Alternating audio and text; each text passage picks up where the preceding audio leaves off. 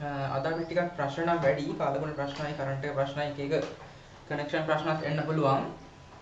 නමුත් අපි උත්සාහ කරමු කොහොම හරි කරගෙන යන්න. එතකොට ක්ලාස් එක අපි 4යි ඉන්නේ පටන් ගත්තේ. එහෙමනම් 4 වෙනකන් තමයි කරන්න හිතාගෙන ඉන්නේ. 4යි ඉඳන් 4 වෙනකන් තමයි ක්ලාස් එක කරන්න හිතාගෙන ඉන්නේ.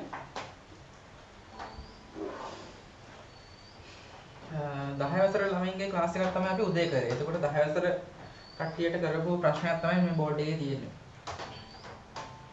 කොහොමද 10 වසර ගණිත පාඩම් වල තියෙන ප්‍රශ්න පොඩි නේද? ලේසි වගේ නේද? එක ගාණක් තමයි හදලා තියෙන්නේ එක ගාණක්. එක ගාණක් කියන්නේ එක ගාණකට අදාළ රෝමි ලක්ෂණ ප්‍රශ්නයක්. එතකොට බයිරන් එපා ඔයාලා හින්නම් කියලා. එතන මේක අමාරු ගානකුත් නෙමෙයි මේක වඩා අමාරු ගානක් අපි හදනවා. ඔයාලා තාම 8 වසරනේ.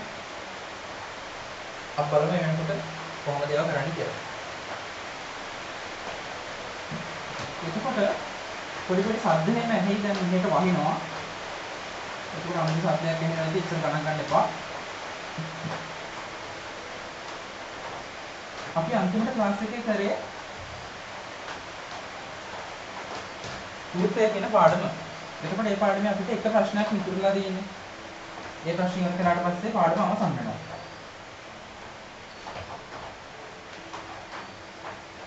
එතකොට මේ ප්‍රශ්න තමයි මම දැන් ඔයාලට කරන්න කියලා කිව්වේ. මේ වෙනකොට ඔයාලා ඒක කරලා ඉවර ඇති. සමහර අයට ඒක අමාරු ඇති. බලමු අපි කොහොමද ඒක කරන්නේ කියලා.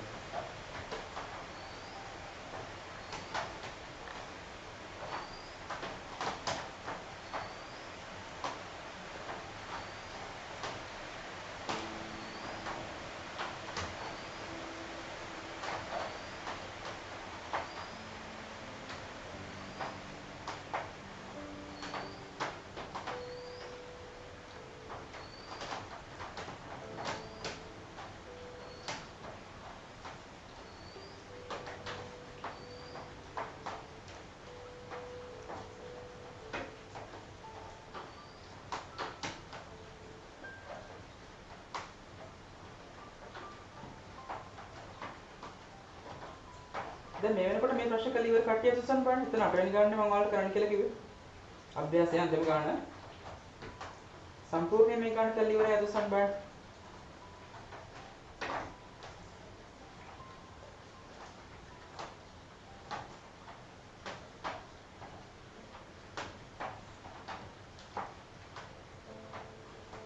හරි කිහිප දෙනෙක් ඉන්නවා. ගොඩක් අය කළ ඉවරයි.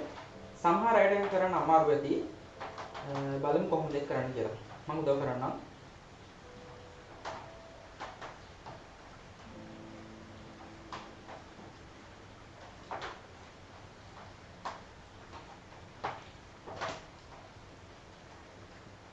එතකොට මෙතන මොකද කියන්නේ මුලින්ම. එතන රොමිලාකන් ප්‍රශ්න එකේ කියනවා අරය සෙන්ටිමීටර් 5ක වෘත්තයක් අඳින්න එහි කේන්ද්‍රය ඕලෙස නම් කරන්න. දැන් මෙතන අපි එකින් එක ඉවර කරගෙන ඉන්නයි තියෙන්නේ. දැන් රෝමිලක්කම් ප්‍රශ්න එකේ අපිට වෘත්තයක් අඳින්නලු. ඒ වෘත්තයේ අරය සෙන්ටිමීටර 5කලු. එහෙමනම් ඔයාලා කරන්න ඕනේ කවකටුව සහ පැන්සල අතර දුර. කවකටුව සහ පැන්සල අතර දුර සෙන්ටිමීටර 5ක් ගන්න ඕනේ. ඊට පස්සේ වෘත්තයක් අඳින්න දෙන්නේ. ඊට පස්සේ වෘත්තයක් අඳිනවා.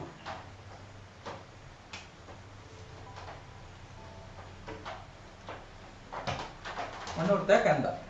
ඊට පස්සේ මේකේ කේන්ද්‍රය ඕලස නම් කරන්න කියලා කියනවනේ. එහෙමනම් ඔන්න හරි මැද ලක්ෂ්‍යය තමයි කේන්ද්‍රය කියලා කියන්නේ. තිතක් තිබ්බා එතනින්. ඕ අකුරුත් දැන් ඔන්න කේන්ද්‍රයත් ලකුණු කරා. එතකොට රෝමිලක්කම් ප්‍රශ්න එක කරලා ඉවරයි. ඊළඟට රෝමිලක්කම් ප්‍රශ්න දෙකේ කියනවා වෘත්තයේ මත ලක්ෂයක් ලකුණු කර එය P ලෙස නම් කර OP ආකරන්න. හරි. මොකද කියන්නේ වෘත්තයේ මත කැමති ලක්ෂයක් ලකුණු කරන්නලු. ඔන්න මම වෘත්තයේ මත කැමති ලක්ෂයක් ලකුණු කරා. ඊට පස්සේ ඒක P ලෙස නම් කරන්න ඕන. P ලෙස එක නම් කරා. ඊට පස්සේ OP ආකරන්න කියලා කියනවා. ඔන්න OP රේඛාව ආකරා. අර අපි කලින් වෘත්තය අදිනකොට අරය සෙන්ටිමීටර් 5ක් නේ ගත්තේ. ඒතර ඔයාලට මතකද අපි කලින් සතියේ කතා කරේ වෘත්තයක් අදිනකොට මම කිව්වා වෘත්තයක් ඇන්දොත් ඒකේ අරය කොහොම දාන්න කියලා. එතකොට ඔයාලා ඒක මේකට දාලා ඇත්තේ. එතකොට 5 සෙන්ටිමීටර් කියලා කොහොම දැම්මා නම් මෙන්න මෙතෙන්ට P අකුරක් දාගත්තා නම් හරි. මෙතන ඔය විදිහට. එහෙනම් දැන් මම මෙතනදි කරන්නේ මෙන්න මෙතෙන්ට 5 cm කියලා දානවා. එතකොට ගාන පැහැදිලියි. ක්‍රෝමිලක්කම් ප්‍රශ්න දෙකක් කරලා ඉවරයි.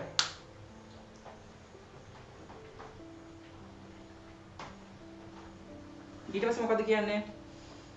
ඊළඟට ක්‍රෝමිලක්කම් ප්‍රශ්න තුනේ කියනවා කෝණමානයේ භාවිතයෙන් POQ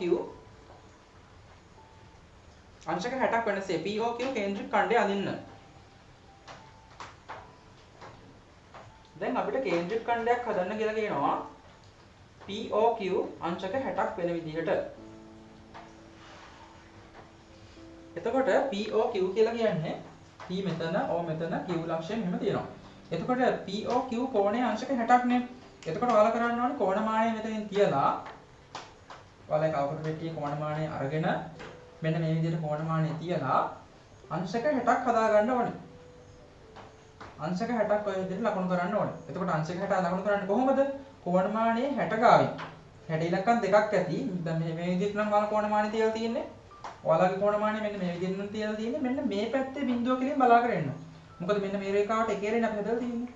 එතකොට මේ පැත්තේ බිඳුව කෙලින් ඔහොම බලාගෙන ආවම 60 හොයාගත්තා. එතනින් තිතක් තියලා කෝණමානය අයින් කරනවා. ඊට පස්සේ තමයි ඒක ආ කරන්නේ. ඔහොම. එතකොට මෙතන දාගන්නවා අපි Q කියලා. ඔන්න දැන් අපි POQ කියන කේන්ද්‍රික ඛණ්ඩය හැදුවා. ඊට පස්සේ කෝණමානය අයින් කරනවා. මෙතන කෝණය අංශක 60ක් නිසා ඔන්න මම අංශක 60යි කියලා ලිව්වා. එතකොට ඒකත් හරි.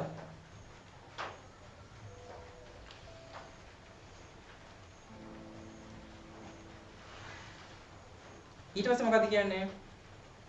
QOR අංශක සමාන අංශක 150ක් වනසේ QOR කේන්ද්‍රික ඛණ්ඩය අඳින්න. හරි. QOR කියන කේන්ද්‍රික ඛණ්ඩය අපි හදන්න ඕනි. එතන QOR කෝණය අංශක 150යිලු. එතකොට QOR ගැන අපි හිතුවොත් QOR මෙන්න මේ හරියට මේ R ලක්ෂය ඇත්තේ. එතකොට එතන කෝණය කීයක්ද කිව්වේ? අංශක 150ක් නේ. එහෙමනම් කරන්න තියෙන්නේ මෙන්න මෙතනින් කෝණමානය තියලා අපි අංශක 150ක කෝණයක් හදන්න ඕනේ. එතකොට මම කරන්නේ මෙන්න මෙහෙම කෝණමානය තියනවා. මෙන්න මේ පැත්තේ බිඳුව කෙලින් 150 හොයා ගන්න ඕනේ. එතකොට 150 මෙන්න මේ හරිය වගේ ඇති කියලා මට හිතෙනවා. එහෙනම් එතනින් ඔහොම තිතක් තියලා කෝණමානය අයින් කරලා ඒක ආ කරනවා. ඔන්න ඔය විදියට.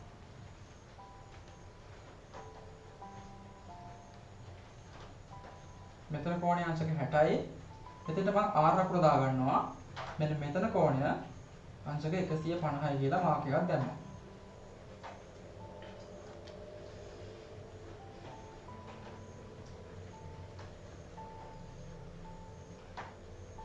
ඉතින් බලන්න දැන් මේක අමාරු නෑ නේද? අන්තිම ප්‍රශ්නය ප්‍රොබිලකම් ප්‍රශ්න ගොඩක් තිබ්බට අපි එකින් එක හදාගෙන යනවා. පියවරෙන් පියවර. ඊට පස්සේ අන්තිමේ කියන්නේ ඉතිරි කේන්ද්‍රික ඛණ්ඩය නම් කර කේන්ද්‍රික කෝණය විශාලත්වය මැන ලියන්න කියලා. ඉතිරි කේන්ද්‍රික ඛණ්ඩය නම් කර. හරි. ඉතිරි කේන්ද්‍රික ඛණ්ඩය නම් කළා කෝණය මැන්න නම් මැසේජ් එකක් දාන්න බලන්න. ඉතිරි කේන්ද්‍රික ඛණ්ඩයේ කෝණයගේ මේ කොහොමද තියෙන්නේ? ඒ කෝණයගේ කීයක්ද තියෙන්නේ කියලා.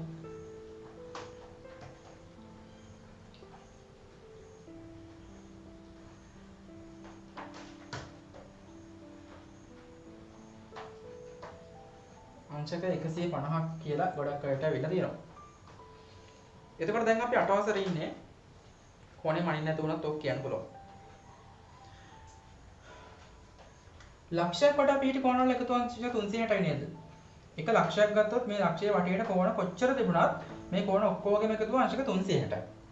එතකොට දැන් මෙතනත් ඒ වගේ දෙයක් නෙවෙලා තියෙන්නේ. මේ ලක්ෂයේ වටේ කෝණ තුනක් තියෙනවානේ. මේක 150යි මේක 60යි මේක දන්නේ නැහැ. ඒක තමයි මම මනින්න කියලා කිව්වේ. එතකොට මැන්නොත් ඔයාලට එන්න ඕනේ කීයද කියලා මනින්න නැතුව උනත් කියන්න පුළුවන්. 150ට 60ක් එකතු කරා නම් 210නේ. එතකොට අපි කරනවා 360ෙන් ඒ 210 අඩු කරනවා. එතකොට 6න් එකක් 5යි 3ද 150යි. ඔව් 150ක අපකට්ටිය හරි. එතකොට එතන කේන්ද්‍රික ඛණ්ඩය නම් කරන්න කියලාත් අපිට කියනවානේ. එන්න මොකද කේන්ද්‍රික ඛණ්ඩය නම් කරන්න ඕනි POR කියලා.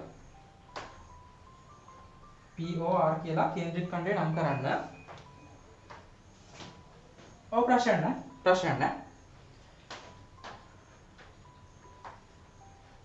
කේන්ද්‍රික ඛණ්ඩය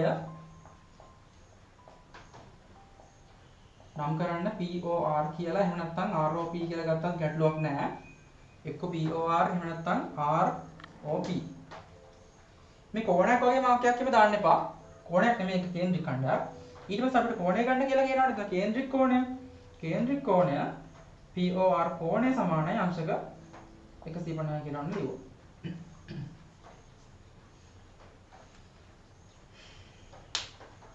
ඔන්න ඔය විදිහට අපිට පුළුවන් එතන ඒ ප්‍රශ්නය අවසන් කරන්න. ඒතර ප්‍රශ්න ඉවරයි. අවශ්‍ය දේවල් තියෙනවා නම් ලියා ගන්න, ප්‍රශ්නයක් තියෙනවා නම් අහන්න.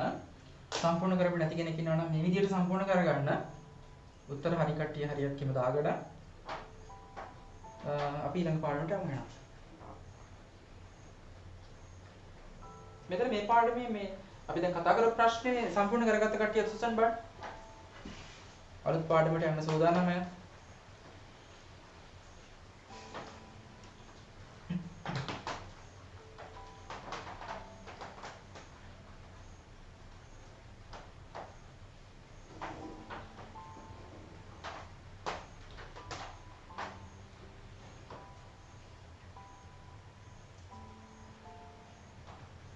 හරි හැමෝම සූදානම් කියලා කියනවා.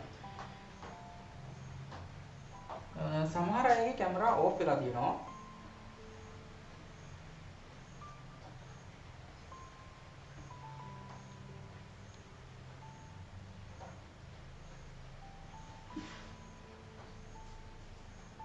හරි. එහෙමනම් අපි ඊළඟ පාඩම පටන් ගමු. ඔයාලා ලියා ගන්න ඊළඟට අපිට කතා කරන්න තියෙන ස්ථානයක පිටීම නේද?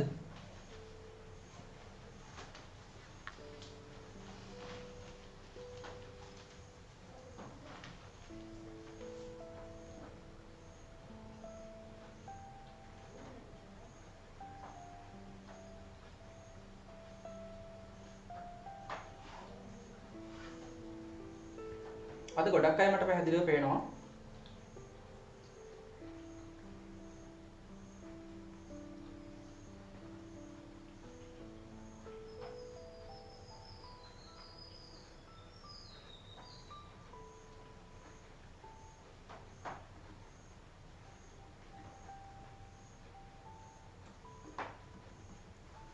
හරි එහෙනම් ඔයාලා ලියා ගන්න පාඩමේ මාතෘකාව ස්ථානික පිටීම කියලා. ස්ථානික පිටීම කියලා ලියා ගන්න.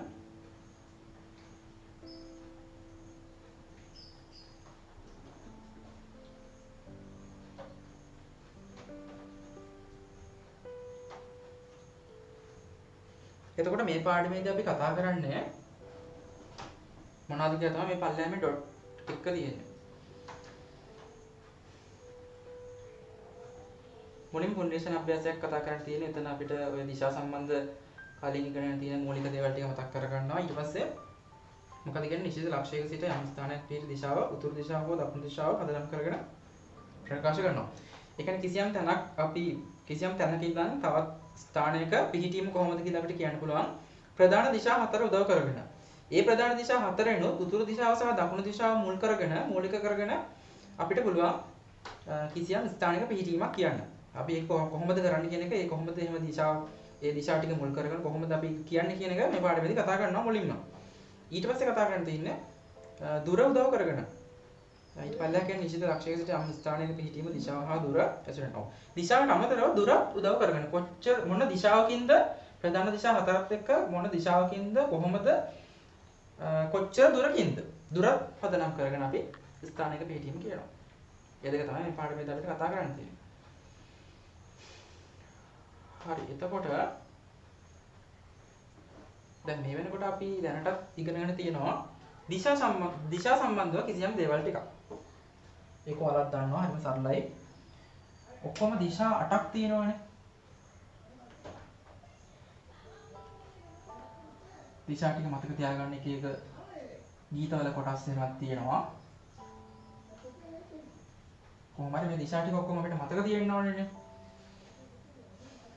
උතුරු දිශාව, දකුණු දිශාව, නැගෙනහිර, බස්නාහිර.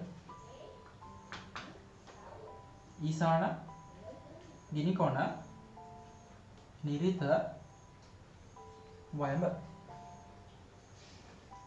ඔව් කියන්න දුමිදු.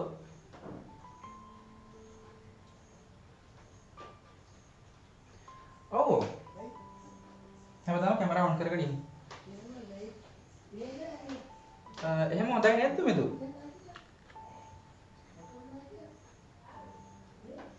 කැමරාව ඔන් කරගෙන ඉන්නකොට හොඳයි නේද? කම්මැලිත් නැහැ යාළුවොත් ඉන්නවා ක්ලාස් එකේ වගේම තමයි තියෙන්නේ. කට්ටියම පේනවා. ඔව්. නැත්නම් නිකන් කම්මැලි වගේනේ කවුරුත් පේන්නෙත් නැහැ. හැංගිලා වගේ ඉන්නව නේද? ඔව් මේ විදිය හොඳයි. මේක ගොඩක් හොඳයි මේ විදිය. ඔව් ඩේටා ප්‍රශ්නයක්වත් නැහැ. ඩේටා වල කිසිම ප්‍රශ්නයක්වත් නැහැ. ඔයාලා දාලා තියෙන ඔය පැකේජ් වල හැමෝම Zoom එකට පැකේජ් එකක් දාලානේ තියෙන්නේ. ඒ පැකේජ් එකේ ඩේටා ලොකු ප්‍රමාණයක් හම්බ වෙනවා. එතකොට ඔයාලට ඔය මාසය ඇතුළත මාසයකට ඩේටා ටික හම්බෙන්නේ. ඉවර කරගන්න බැරි තරම් ඩේටා ටිකක් ලැබෙනවා. ඒ නිසා වීඩියෝස් ඔන් කරලා කියලා කිසිම ඩේටා ප්‍රශ්නයක්වත් නැහැ. හැමෝම හැබැයි Zoom එකට පැකේජ් එකක් දාලා තියෙන්න ඕනේ. Zoom එකට පැකේජ් එකක් දාලා නැත්නම් ඩේටා ප්‍රශ්නයක් ලොකුවටම එනවා. එතකොට දැන් මේ දින ඔක්කොම දිශා ටිකනේ. මේ දිශාවල ප්‍රධාන දිශා හතරේ ඉංග්‍රීසි අකුරත් ඒ කියන්නේ දිශාවට අදාළ පළවෙනි ඉංග්‍රීසි අකුරක් චුට්ටක් මතකයේ තියාගමු. ඒකත් ටිකක් හොඳයි. මොකද අපිට ඉදිරියේදී ඒක චුට්ටක් අවශ්‍ය වෙනවා ඒක නිසා. දැන් මෙතන අපි උතුරු දිශාවට කියන්නේ north කියලා. එතකොට north කියන වචනයට අදාළ අකුර තමයි n අකුර. ඊට පස්සේ දකුණු දිශාවට අපි south කියලා කියනවා. S අකුර. ඊට පස්සේ නැගෙනහිරට east කියලා කියන්නේ e අකුර. ඊළඟට බටහිරට west.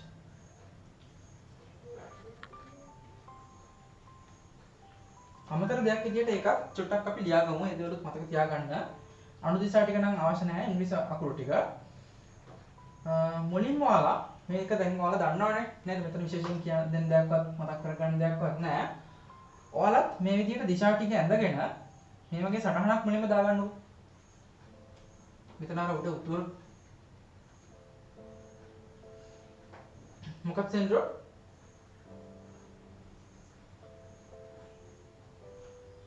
ඔව් කමන්නේ. ඇති.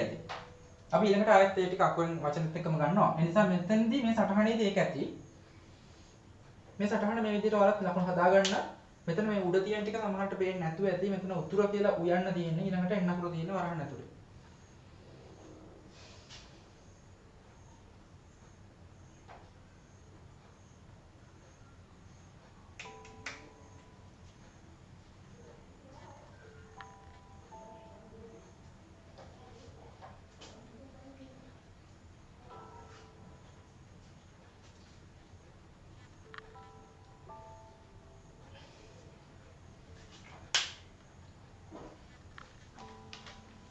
පැන්සලෙන් ඉක්මනට ටික හදාගන්න. ගොඩක් කළා ගන්න එපා.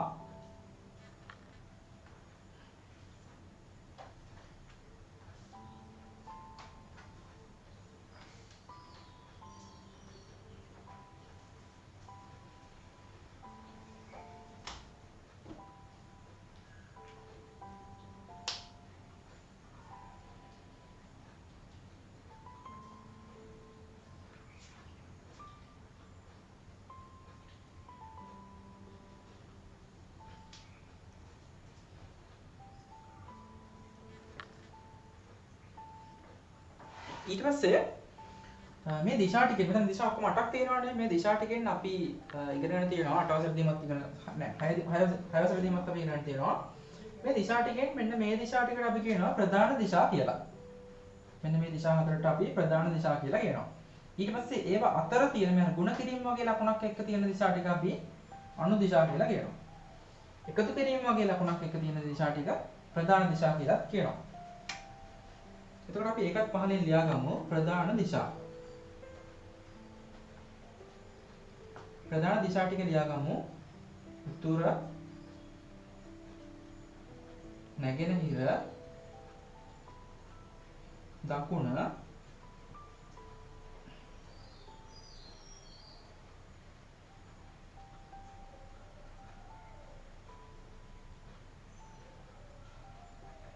බස්නාහිර.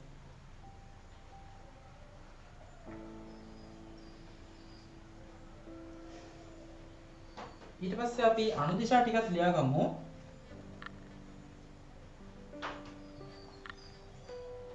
අණු දිශා තමයි ඊසාන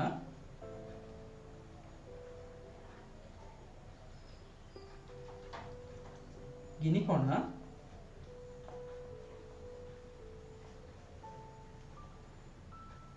නිරිත වයඹ.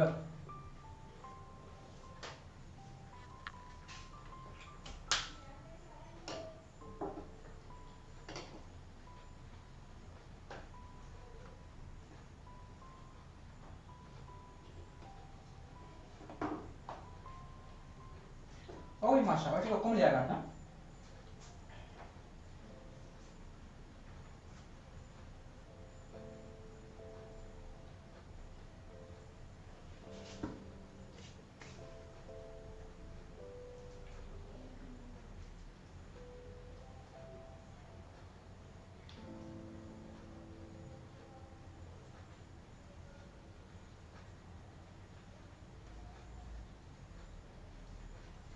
ඔය ටික ඔක්කොම ලියාගෙන ඉවර කට්ටිය අතොස්සන් බලන්න.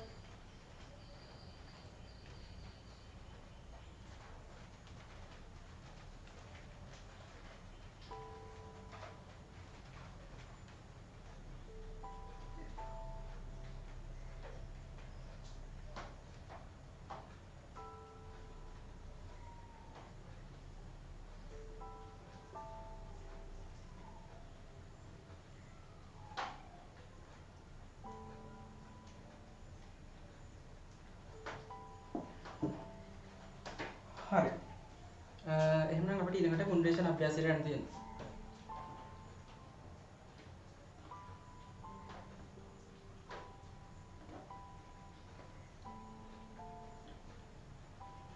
පුනරීක්ෂණ අභ්‍යාසය පළවෙනි ප්‍රශ්නය හරිම ලේසි. රූප සරහනක් දීලා තියෙනවා. මේ රූප සරහන ඇසුරෙන්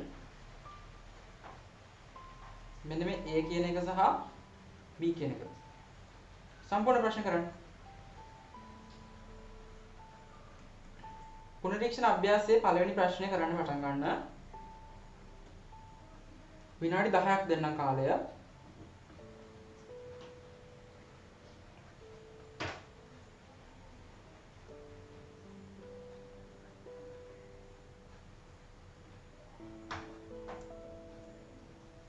එතන වකුවක්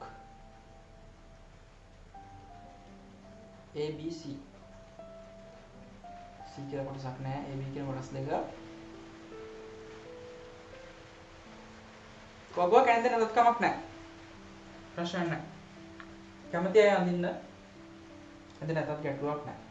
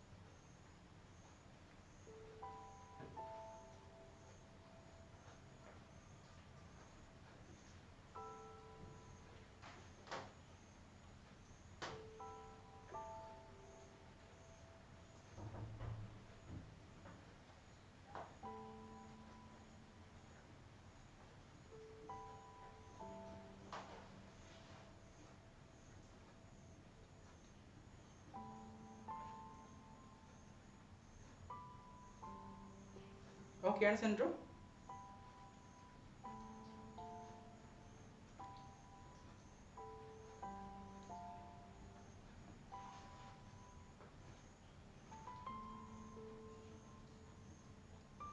B කොටසේ ඉන්න බලන්න.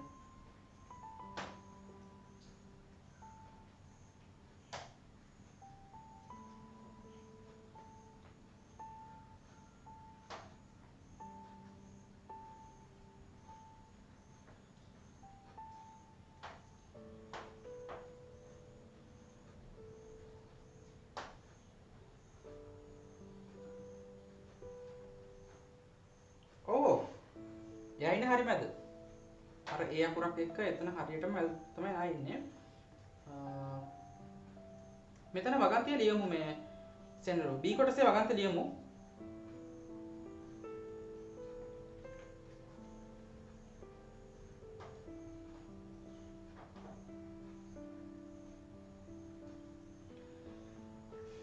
කාගෙද මේ ෆ්‍රේක් ගැලවුණා කියලා කියන්නේ මේ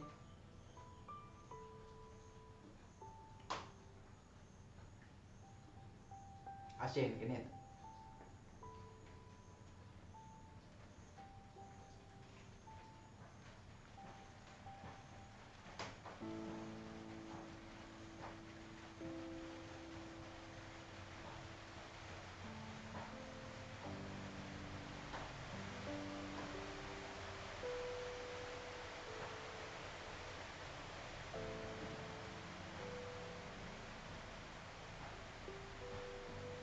එතන ඒ ගණන් ටික හදලා ඉවරයි නම් අත උස්සන්න.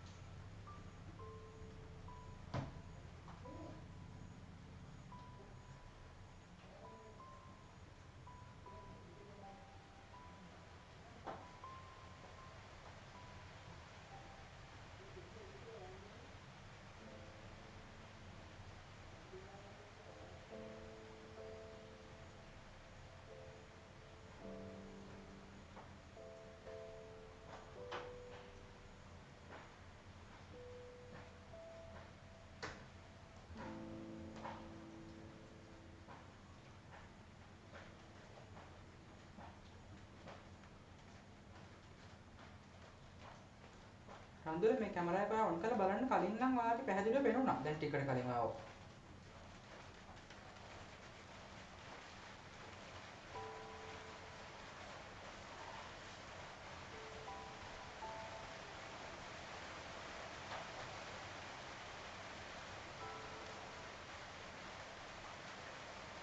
ඔව් ටික වෙලා කොන් එකේම කියනකොට සමහර විට ටික වෙලා ගියාම නිකම්ම හරියයි.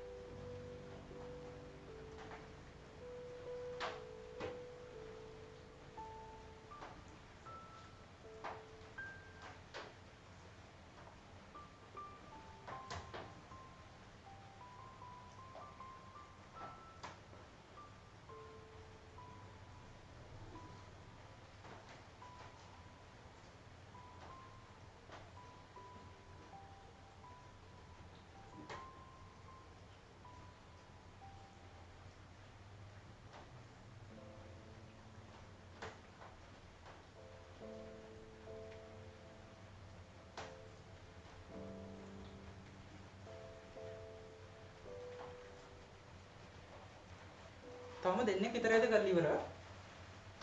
දෙන්නෙක් විතරයි අතෝසල තියෙන්නේ.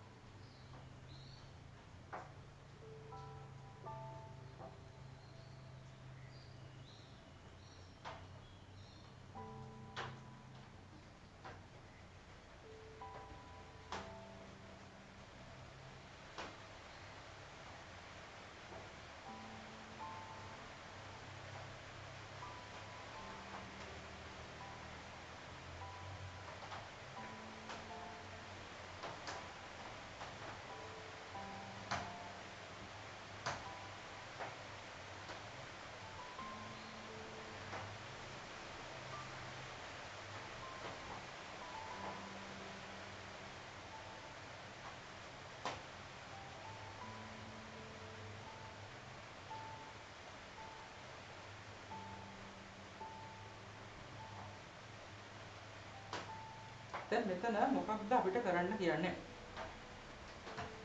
අපිට රූප සරහනක් දීලා තියෙනවා මේ වගේ රූප සරහනක්. රූප සරහනේ හිෂාන් කියලා එක්කෙනෙක් ඉන්නවා. එයා ඉන්නේ ඒ කියන ලක්ෂ්‍ය ළඟ. ඊට පස්සේ හිෂාන් උනේ ලිඳක් තියෙනවා. පල්ලෙහා ආපන ශාලාවක්. ඊට පස්සේ කාර්යාලයක්, විද්‍යාගාරයක්, පන්ති කාමරයක්, ගේට්ටුවක් අපිට පෙනෙන්න තියෙනවා වටේට. ඊට පස්සේ එතන ඒ කොටස කියන්නේ හිෂාන් පාසල් වත්තේ ඒ නම් ස්ථානයේ සිට තමා වටා ඈතින් පිහිටි විවිධ ස්ථාන නිරීක්ෂණය කරයි. එයා ඉන්න තැන් දැන් එයා වටේ තියෙන එක එක දේවල් බලනවා. එසේ නිරීක්ෂණය කිරීමෙන් ලබාගත් විස්තර ඇතුළත් දලසටහනක් රූපේ දැක්වේ. ඒ අනුව වගුව සම්පූර්ණ කරන්න. අපිට මෙන්න මේ වගුව සම්පූර්ණ කරන්න කියලායි කියන්නේ.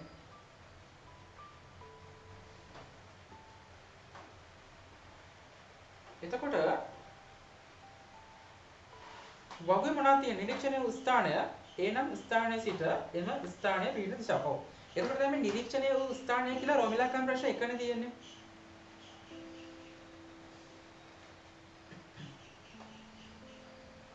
ඊට පස්සේ ඒ නම් ස්ථානයේ සිට එම ස්ථානය පිහිටන දිශාව. ඔව්. මේ කියන ස්ථාන ටික මෙතන තැන් 6ක් තියෙනවානේ. මේ තැන් 6 ගන්න තියෙන්නේ මෙතන. ඊට පස්සේ එයා ඉන්න තැන ඉඳන් ඒ තැන් 6 තියෙන්නේ මොන දිශාවෙන්ද කියලා ගන්න තියෙන්නේ. හරි ප්ලේස් වැඩක්.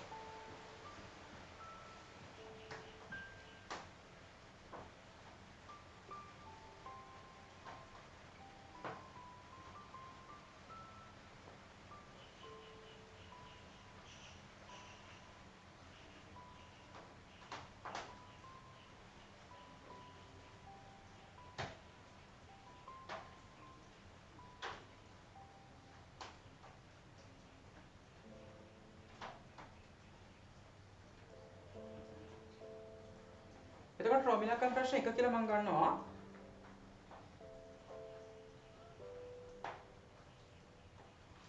ලින්ද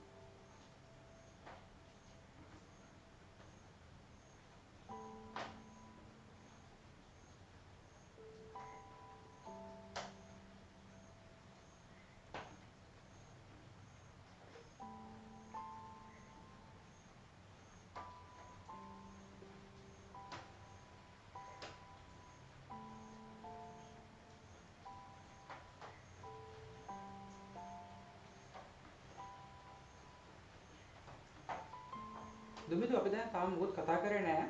අභ්‍යාසය කරන්න ඔයාලට කාලය දීලා තිබ්බේ. අපි දැන් අභ්‍යාසයේ මේ ගණන් ටික සාකච්ඡා කරන්න හදන්නේ.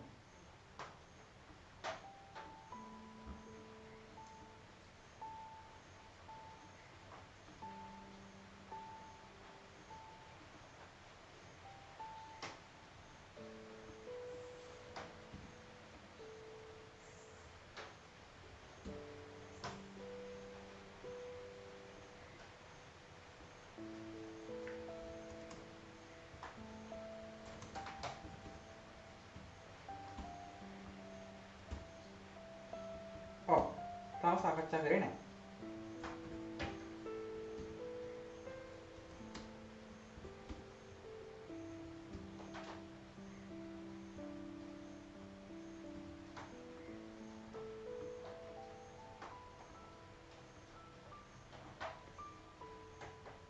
එතකොට මෙයා ඉන්න තැන ඉඳන් මේ හිෂාන් කෙනෙක් ඉන්න තැන ඉඳන් අපි බලන්න ඕනේ රෝමිලකම් ප්‍රශ්න එකේම අවගත්ත ලින්ද එනම් ස්ථානයේ සිට එම ස්ථානයේ පින්න දිශාව. එතකොට මේ A කියන තැන ඉඳන් මෙයා මේ ලින්ද තියෙන්නේ මොන දිශාවෙන්ද? උතුරු දිශාවෙන්ද? දකුණු දිශාවෙන්ද?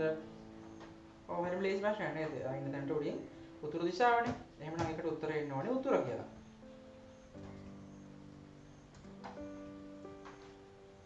උතුර කියලා ඔයාලා එකට උත්තරේ ලියලා තියෙනවා නම් හරියට දාගන්න.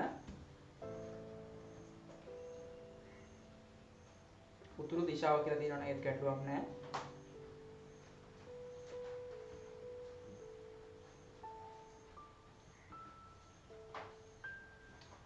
කමන්න. කිසිම ප්‍රශ්නයක් නැහැ.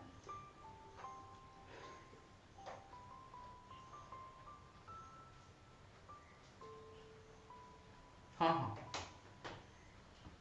ප්‍රශ්නයක් නැහැ. ඊට පස්සේ අපි බලමු ගේට්ටුව.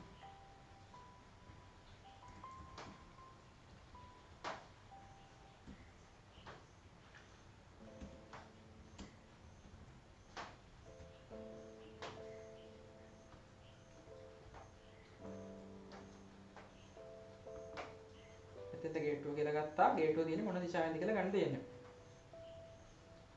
හරිම ලේසි ඊශාන දිශාව නේද? ඊශාන දිශාව.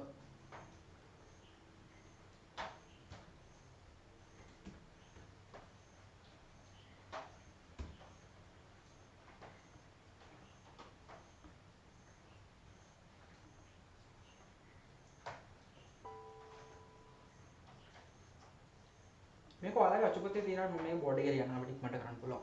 ඉවර කරන්න පුළුවන්. ඔයාලගේ අච්චුපතේ රූප සරහන තියෙන නිසා මම මේක බෝඩ් එකේ ලියනවා.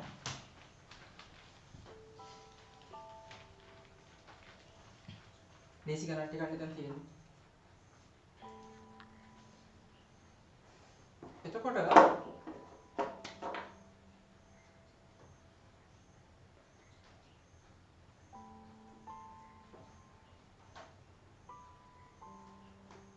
මෙතන ඒ කොටසට අදාළව ප්‍රශ්නාංක 1 ඒ කොටසට අදාළව මුලින්ම මම රෝමිලකම් ප්‍රශ්න 1 මේ ටික ලියාගෙන යන්නම්.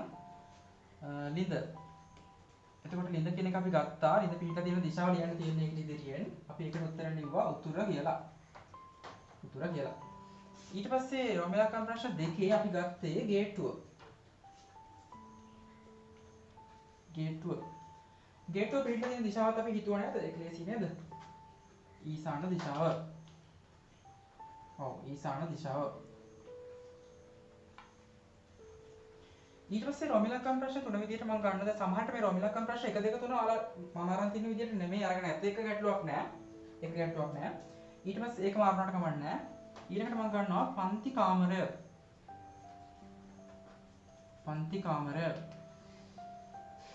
පන්ති කාමරයේ පිහිටලා තියෙන්නේ දකුණු දිශාව සහ නැගෙනහිර දිශාව අතර නේද? නැගෙනහිර සහ දකුණ අතර. ඔව් ගිනි කුණ දිශාව.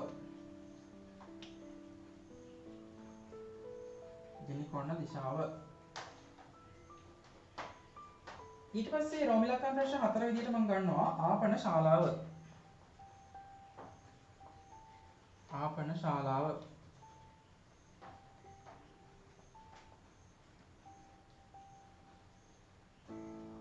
ඔව් ආපන ශාලාව පිළිట్లా තියෙන්නේ මේ හිෂාන් කියන කෙනාට සාපේක්ෂව බලනකොට අපි පහලින් දකුණු දිශාව.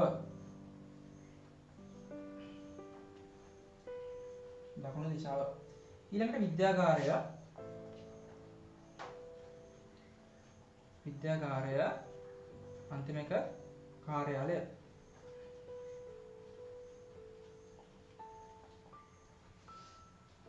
විද්‍යාගාරය පිළිట్లా තියෙන්නේ දකුණු දිශාව සහ කාර්යාලය අතර නේද? එතකොට දකුණු දිශාව සහ බටහිර දිශාව අතර. ප්‍රශ්නායක දිශාව අතර. නිරිත දිශාව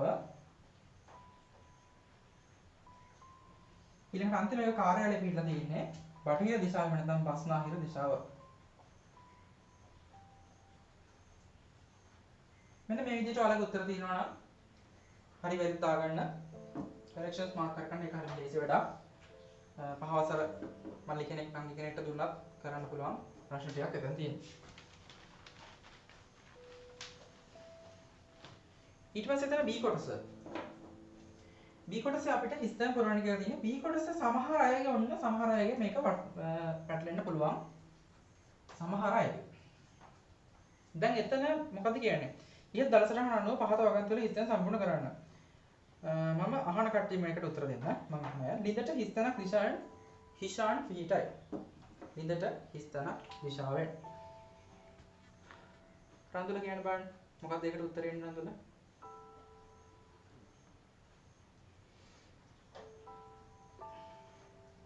නෑ චුට්ටක් ඉන්න. ලිඳට හිස්තැනක් දිශාවෙන්. ලිඳට එතකොට ලිඳ අපි දැන් එහෙමනම් ලිඳට සාපේක්ෂව තමයි බලන්න ඕනේ. ලිඳට සාපේක්ෂව ලිඳට උතුරු දිශාවෙන්ද දකුණු දිශාවෙන්ද නැගෙනහිරද බටහිරද අපි හිතන්න. එතකොට ලිඳට පහළ ඉන්නේ ඊශානයේ නේ. එහෙනම් ලිඳට දකුණු දිශාවෙන් නේ තියෙන්නේ. ඔව් ලිඳට දකුණු දිශාවෙන් කියලා උත්තරය එන්න ඕනේ. රෝමිලක්කම් ප්‍රශ්න එකට උත්තරය එන්න ඕනේ දකුණු දිශාව. දකුණු දිශාව. උත්තර හරි කටිය හරියට දාගන්න. ඊට පස්සේ රෝමිලක්කම් ප්‍රශ්න දෙකේ කාර්යාලයට හිස්තැනක් දිශාවෙන් හිෂාන් සිටි කියලා කියනවා. කාර්යාලයට හිස්තැනක් දිශාවෙන්. මම අහන අය උත්තර දෙන්න. හිරුෂි ඔයා කියන්නේ කාර්යාලයට මොන දිශාවෙන්ද මේ හිෂාන් කෙනෙක් කෙනා ඉන්නේ?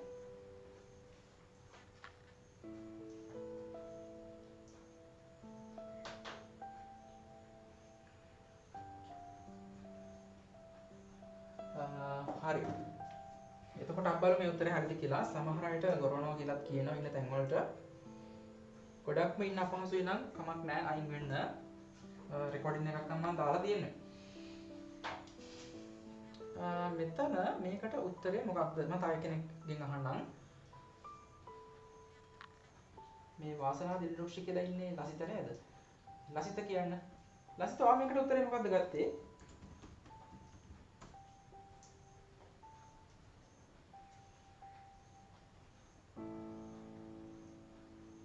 ගැටලුවක් තියෙනවා.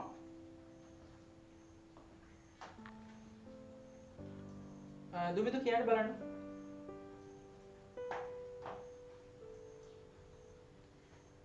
නැගෙනහිර දිශාවෙන් කියලා යාට හිතෙනවා.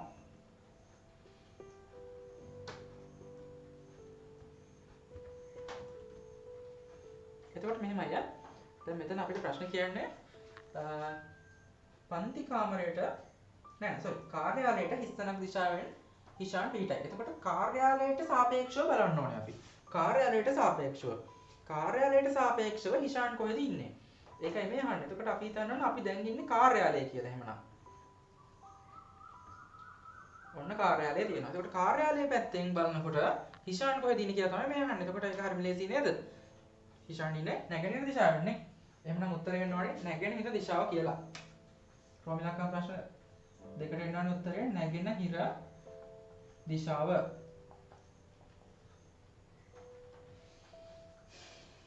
ඊට පස්සේ රෝමිලක්කම් ප්‍රශ්න 3 පන්ති කාමරයට හිස්තැනක් දිශාවෙන් හිෂාන් සිටි. පන්ති කාමරයට සාපේක්ෂව හිෂාන් කොයි පැත්තෙන්ද ඉන්නේ කියලා තමයි අහන්නේ. සෙනෙරු කියන්න බලන්න.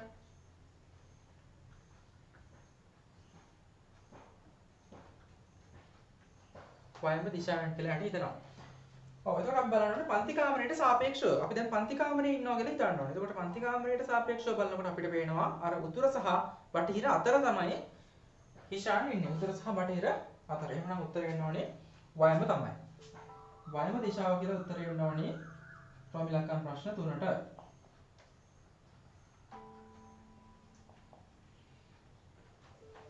ඊට පස්සේ රෝමිලක්කම් ප්‍රශ්න 4 ආපන ශාලාවට හිස්තැනක් දිශාවෙන් හිෂාන් සිටි. ආපන ශාලාවට හිස්තැනක් දිශාවෙන් ආපන ශාලාවට සාපේක්ෂව එතකොට බලන්න ඕන. අශේන් කියන්න බලන්න. ඔව් හරි. ආපන ශාලාවට සාපේක්ෂව අපිට වෙන ආපන ශාලාවට උඩින් ඉන්නේ නේද? උඩින් තියෙන. එහෙමනම් උතුරු දිශාවෙන් කියලා එන්න ඕනේ. උතුරු දිශාවෙන්. ඊට පස්සේ රොමිලකම් ප්‍රශ්න 5 ගේට්ටුවට හිස්තැනක් දිශාවෙන් විද්‍යාගාරය පිහිටා ඇත. ගේට්ටුවට සාපේක්ෂව ගේට්ටුවට හිස්තැනක් ගේට්ටුවට සාපේක්ෂව විද්‍යාගාරය කොහෙද? මට කියන්න පූර්ණිමා කියන්න.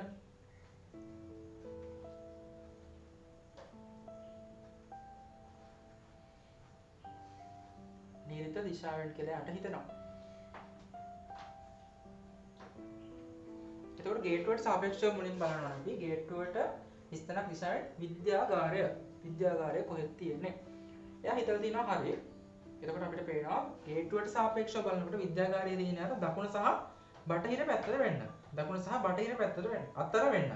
ඒ දෙක අතර වෙන්න. එහෙමනම් නිරිත දිශාව තමයි එකට එන්න ඕනේ. නිරිත දිශාව ඊළඟට අන්තිම එක හිෂාන්ට හිස්තැනක් දිශාවෙන් ආපන ශාලාව පිහිටා ඇත. හිෂාන්ට මොන දිශාවෙන්ද ආපන ශාලාව? රඳුල කියන්න.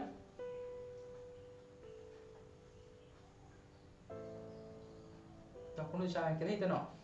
ඉමාෂත් කියන්න බලන්න.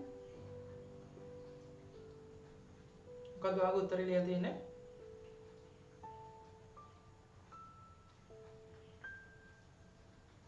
දෙව්මික මොකද්ද ලියලා තියෙන උත්තරේ මේකට?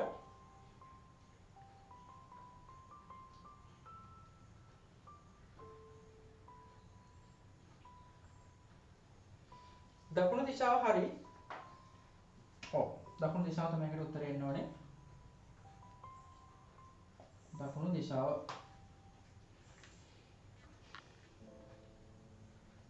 ඔන්න ඔය විදිහට එතන උත්තර ටික එන්න ඕනේ. ඔයාලගේ හරි වැරදි මාක් කරගන්න. ප්‍රශ්න තියෙනවා නම් අහන්න මෙතන. B කොටසේ ඔක්කොම ටික හරි කට්ටිය අතුස්සන්න බලන්න. B කොටසේ එකක්වත් වැරදි නැති අය අතුස්සන්න බලන්න.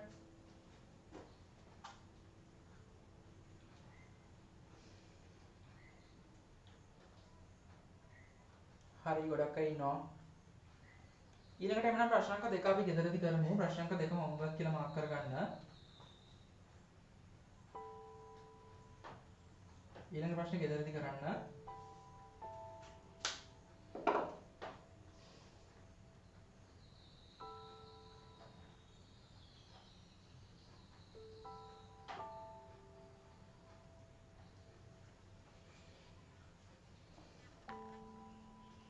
දැන් තමයි අපි වැදගත්ම කොටසට යන්න හදන්නේ.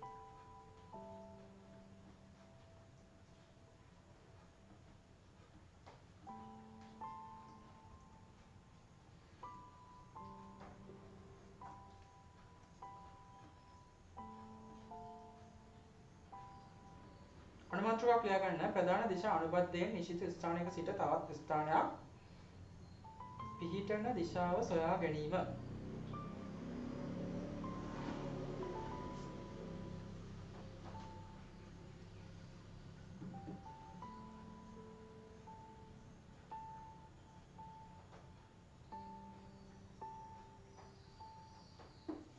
අනුමාත්‍රාවක් විදිහට අන්න ටික ලියා ගන්න.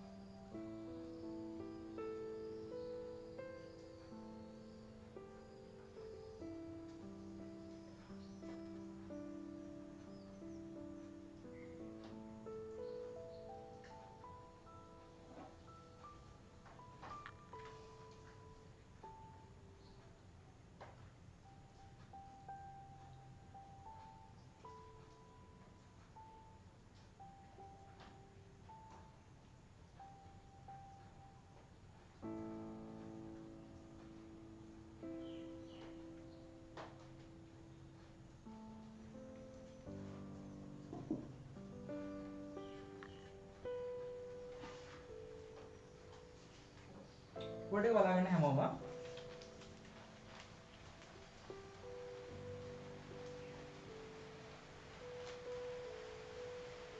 එතකොට ඔක්කොම දිශා 8ක් තියෙනවා. මේ දිශා 8ෙන් ප්‍රධාන දිශා 4 විතරක් උදව් කරගෙන ප්‍රධාන දිශා 4 මත පමණක් පදනම් වෙලා අපිට කිසියම් ස්ථානයක පිහිටීම කියන්නත් පුළුවන්. අපි දැන් මේ මොහොතේ ඉන්න තැන මෙන්න මෙතන කියලා හිතමුකෝ. එතන මම ඕ අකුරක් දාන්නම්. ගොඩක් වෙලාවට ඒක ඕ අකුරේ තමයි සංකේතවත් කරන්නේ. හැමෝම බෝඩ් එක බලා ගන්න.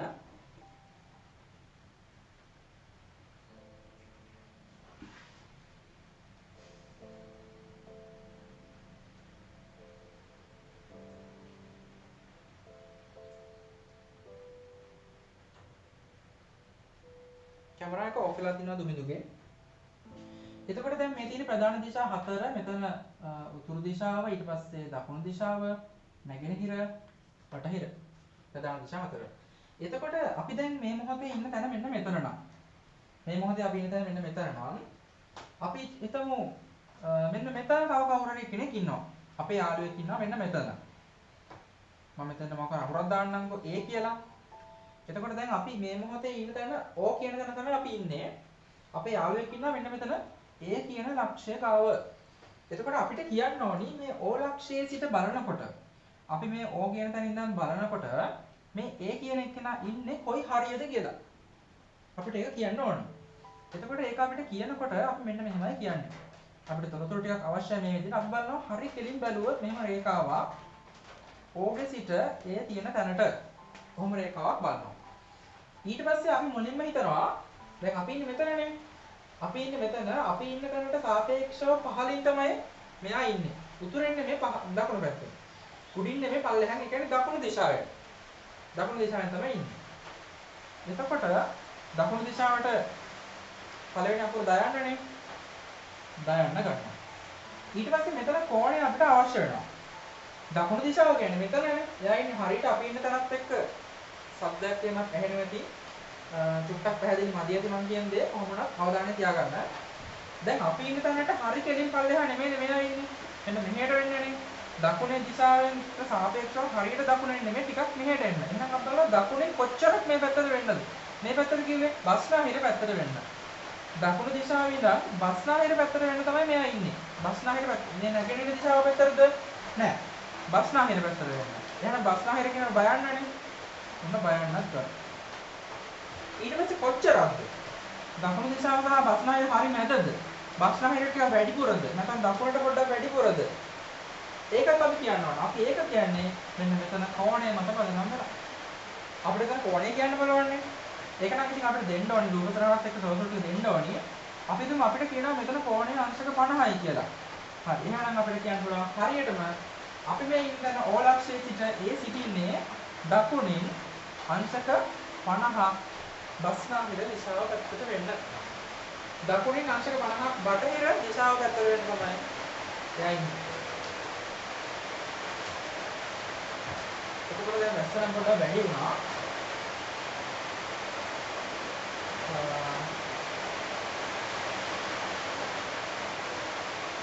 එතකොට දැන් ඒකම තව ටිකක් බලන්න. දැන් මෙතන ඔයාලට මතකයි මම කිව්වා මේ දිශාවට අදාළ ඉංග්‍රීසි අකුර.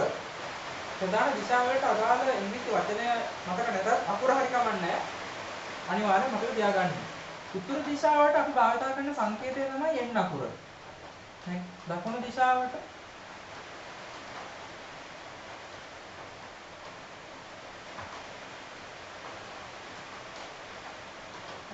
අපල මේක නැගෙනහිරට එතකොට ඊස්ට් කියලා ගන්නවා.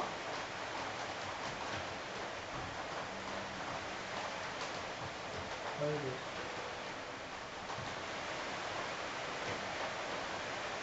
ඔව් මේකත් හොඳයි.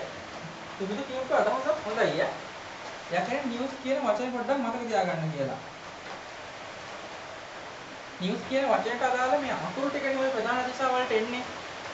එතකොට N අකුරෙන් තියෙන්නේ උතුරු දිශාව, E අකුරෙන් නැගෙනහිර, W අකුරෙන් ඊට බටහිර, S අකුර දකුණ කියලා මතක තියාගන්න පුළුවන්. හොඳයි ඈ නියමයි. අන්න ඒ වගේ කෙටිකම භාවිත කරලා වැඩි ලේසි. ඔව් එතකොට දැන් මම කිව්වේ මේ අකුරු වලින් අපිට මේක කියන්නත් පුළුවන්. දකුණු දිශාවට අදාළ අකුර S අකුරනේ. එහෙනම් ඔන්න S අකුර මුලින්ම ගන්නවා. ඊට පස්සේ කෝණය අනිවාර්යෙන් ගන්න ඕනි. අංශක 50යි. ඊළඟට බස්නාහිරට අදාළව W.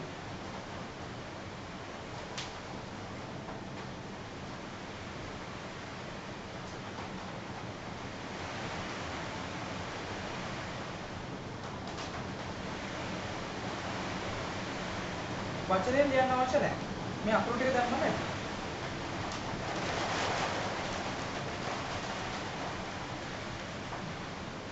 ඔයාලා මෙහෙම කරන්න. ඔයාලා මේ ටික ඇඳ ගන්න. මේක ඇඳගෙන ඊට පස්සේ මේ අකුරු දාන්න අවශ්‍ය නැහැ. ඉංග්‍රීසියෙන් සිංහලෙන් දෙකෙන්ම අවශ්‍ය නැහැ. ඉංග්‍රීසියෙන් දෙකෙන්ම අවශ්‍ය නැහැ. ඊට පස්සේ මේ පහලින් පුංචි මාතෘකාවක් අපි වගේ ලියමු. O ස්ථානයේ සිට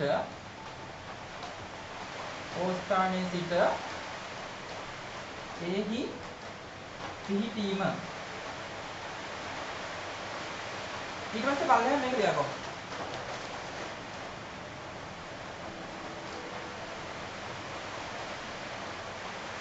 අදින්න ඕනේ. මේක අඳගෙන මේ ටික ලියන්න. මේක ඔක්කොම ලියා ගන්න. මේ දකුණු පැත්තේ තියෙන ඔක්කොම ටික ලියා ගන්න.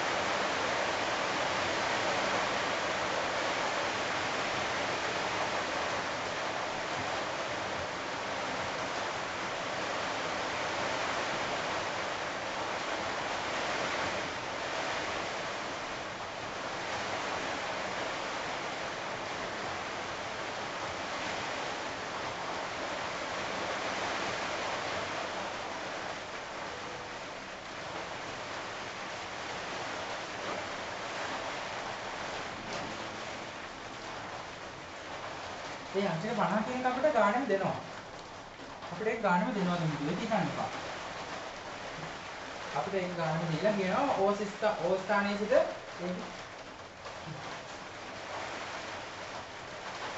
මයික් ඕෆ් කරලා තිබුණේ එහෙනම් දැන් හරි. ඒක අපිට මේ දෙනවා. ප්‍රශ්නෙම දෙනවා දුන්නේ. අංශක 50 කියන එක. එහෙනම් දීලා තමයි එහෙනම් තවදුරටත් ටිකක් දීලා තමයි කියන්නේ මේ O ස්ථානයේ සිට ඒ ටික ඔයාලා ලියන්න කියලා. ප්‍රධාන දිශා හතර ඇතුළේ.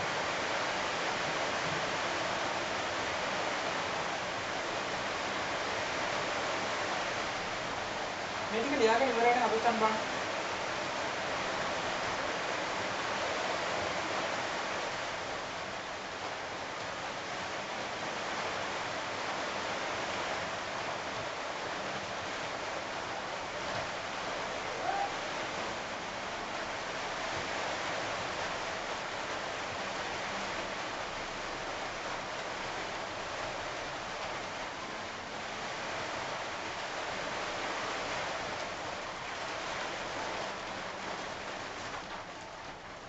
Okay, understand, bro?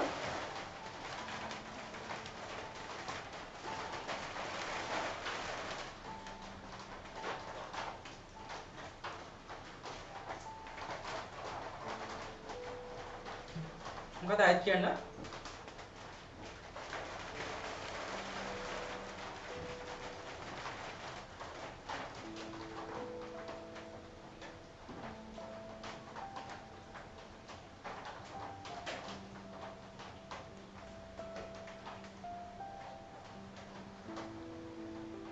ආයෙත් කියන්න මට චුට්ටක් පැහැදිලි මදි සෙන්ඩු.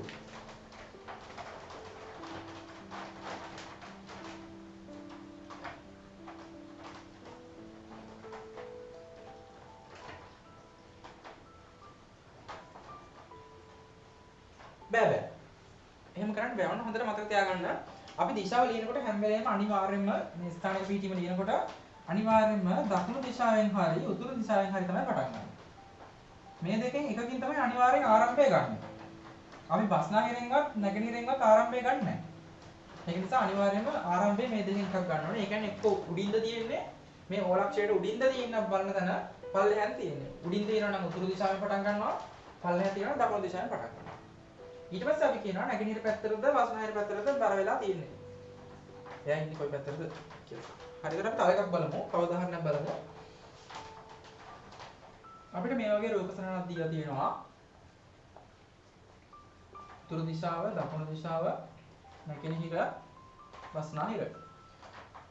මෙන්න මේ ඕලක්ෂය ගාව කෙනෙක් ඉන්නවා. ඊට පස්සේ මෙන්න මේ හරියේ තව එක්කෙනෙක් ඉන්නවා. මෙන්න මෙතන අපි එතන P කියලා ගමුකෝ.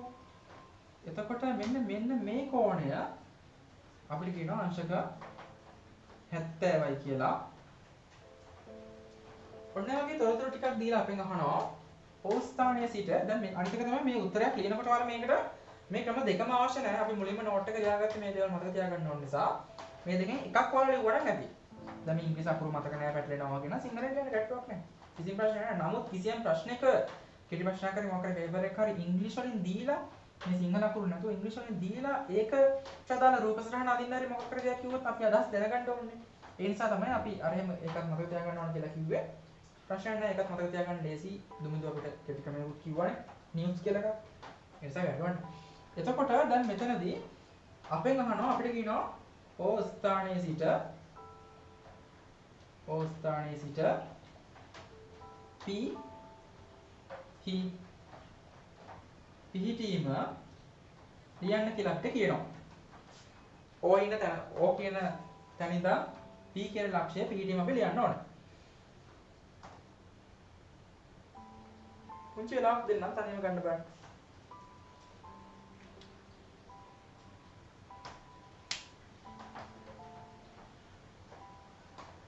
රූප සටහන අදින්න ඕනේ අනිවාර්යෙන්ම. දැන් මට මෙතන උත්තරේ විතරයි ඔයාලට අවශ්‍ය.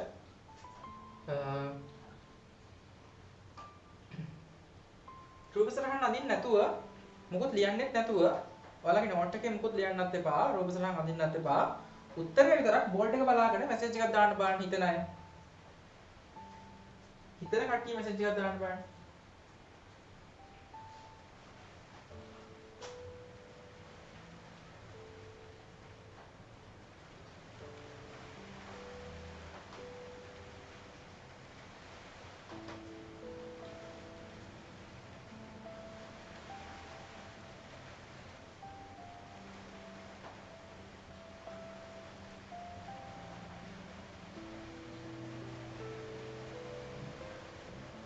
හරි බලමුකෝ අපි. දැන් ඇති දැන් බලන්න කොහොමද ඒක වෙන්නේ කියලා. දැන් මෙතනදී මේ O කියන ලක්ෂයේ සිට P කියන ස්ථානයේ පිහිටීම අපි කියනකොට මුලින් බලන්න ඕනි මේක මේ P ලක්ෂයෙන් උඩින්ද පල්ලෙහාන්ද කියලා. ඒකද මේ උතුරු දිශාව පැත්තෙන් නෙමෙයිනේ දකුණු දිශාව පැත්තෙන් ඉන්නේ නේද?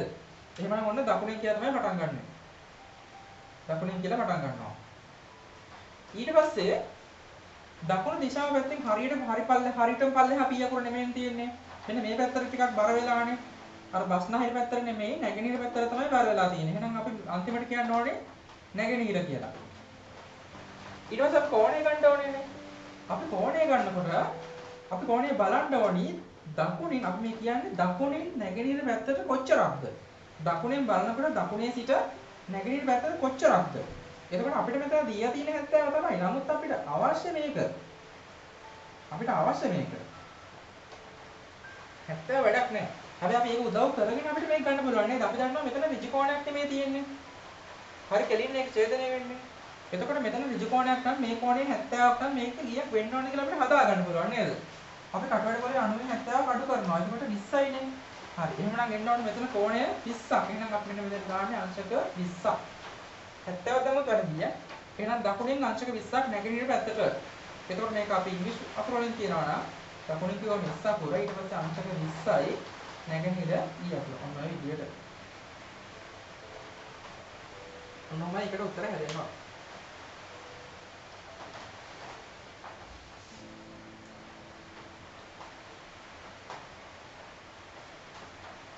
ඔව්.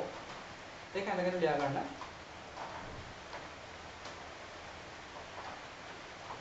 ගොඩක් අය අංශක 70 කියන එක තමයි හිතලා තියෙන්නේ. ගැටලුවක් නැහැ. අපි තාම මේක කියලා දුන්නේ නැහැ නේ. ඔයාලට දැන් කියලා දුන්නේ.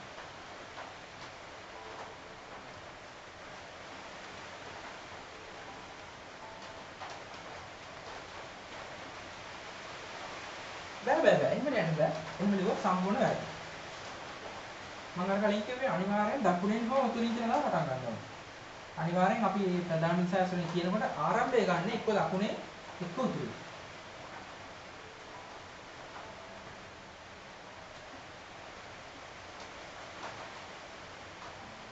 මේ ටික ඉක්මනට සම්පූර්ණ කරගන්න. ඒ ටික සම්පූර්ණ කරගත්තා නම් අත උස්සන්න.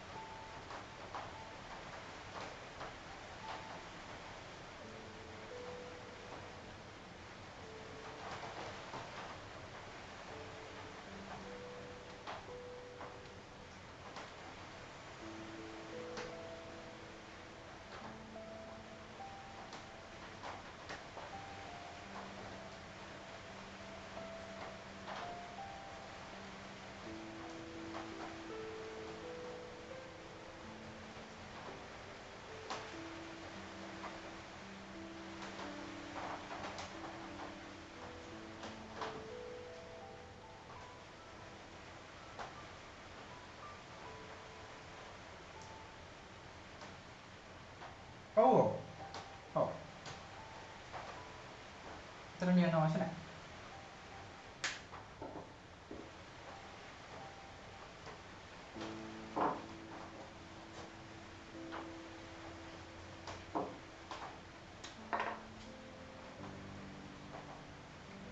මේ ටික අඳගෙන ඉවරයි නම් මේ උතුරින් අංශක 30ක් නැගෙනහිර දිශාවට කිසියම් ස්ථානයක පිහිටීම ප්‍රධාන ගන්න වෙලාවත් එක්ක හැකි ඉක්මනින් වැඩි වෙලාවක් යන එක්සෑම් එකට හැකි ඉක්මනින් ටක් ගාලා එක්සෑම් එක කරන්න සූදානම් වෙලා ඉහළම ලකුණු ගන්න.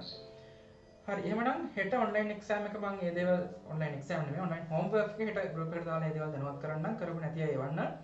තියරි පාඩමේ හෝම්වර්ක් එකම සම්පූර්ණ කළා. අද හෝම්වර්ක් දුන්නේ නැහැ නේද? හෝම්වර්ක් නැහැ. එහෙමනම් පේපර් ක්ලාස් එකට සූදානම් වෙලා ඉන්න බ්‍රහස්පතින්දාට. ඔව් බොඩි හෝම්වර්ක් එකක් තිබුණා. ඔව් බොඩි හෝම්වර්ක් එකක් තිබුණා. තියරි ක්ලාස් එකට එනම් බ්‍රහස්පතින්දාට සූදානම් වෙලා ඉන්න. අපි අද ක්ලාස් එක නවත්තමු එහෙමනම්. ආයිබෝන්.